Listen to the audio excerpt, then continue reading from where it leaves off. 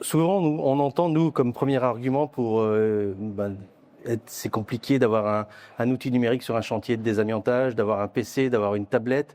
Est-ce que vos utilisateurs, vos chefs d'équipe, vos opérateurs ont eu cette difficulté à utiliser cette technologie?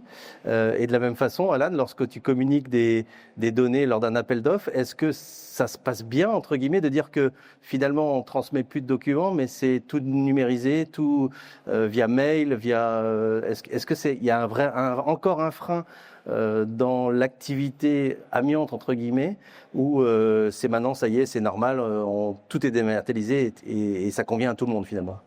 Alors oui, évidemment, il y a un temps d'adaptation parce qu'il faut s'approprier l'outil. Donc, on s'est équipé de cet outil-là en 2018.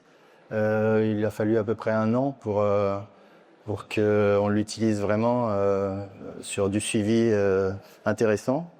Donc, il y a une partie aussi de formation des utilisateurs, des équipements supplémentaires à avoir avec des tablettes. Ouais,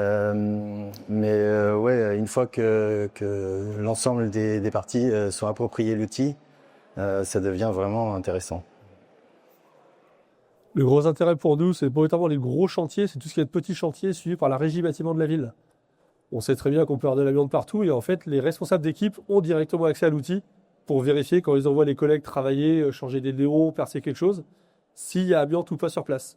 L'intérêt aussi, c'est qu'on est réglementaire avec l'outil Sogelic, c'est qu'on a la traçabilité obligatoire. Toute personne qui a consulté un document, quel qu'il soit, est suivie, c'est horodaté. Donc on peut justifier que oui, le travail est fait correctement. Quand quelqu'un va percer, il a vérifié avant s'il y a de l'amiante ou pas.